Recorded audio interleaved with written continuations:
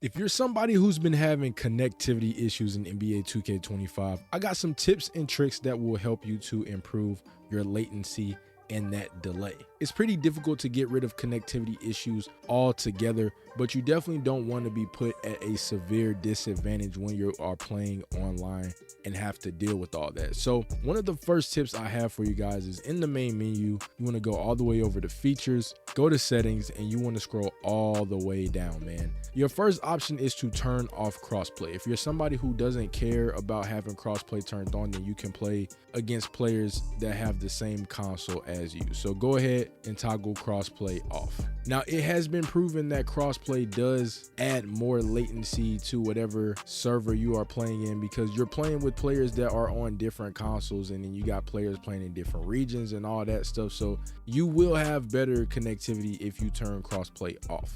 Now, the next tip I have for you is to play with a wired controller. Now, if you're somebody who doesn't have a controller with just a wire built straight in, you can use your charger too.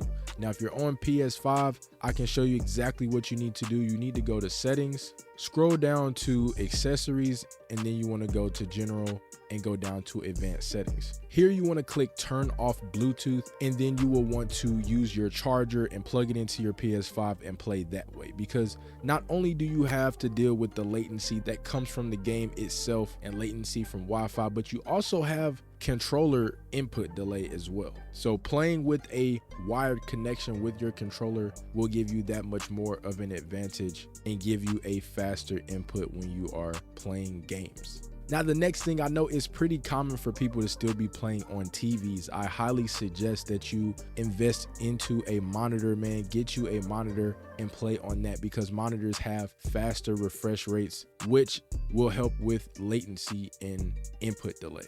And it doesn't have to be a super crazy expensive monitor, man. You can find you a good used monitor on eBay, on Mercari, OfferUp. It's a bunch of different selling sites that you can find a good monitor. Just make sure if you used a site like that, that you are looking into the seller, make sure they got ratings and that they are credible. You can still find a good budget monitor that is way better than playing on a TV.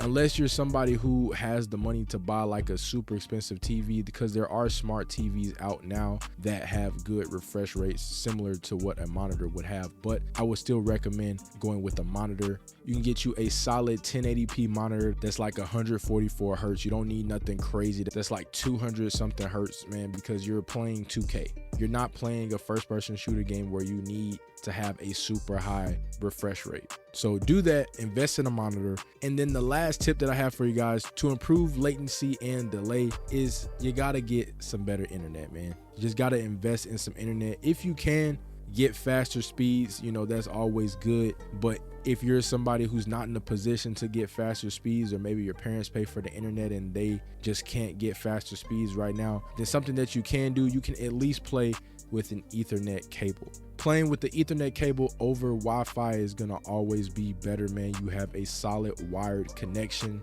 When you play over Wi-Fi, sometimes you're not getting the full speeds out of what your internet is providing. So playing with that Ethernet cable is going to be more beneficial to you.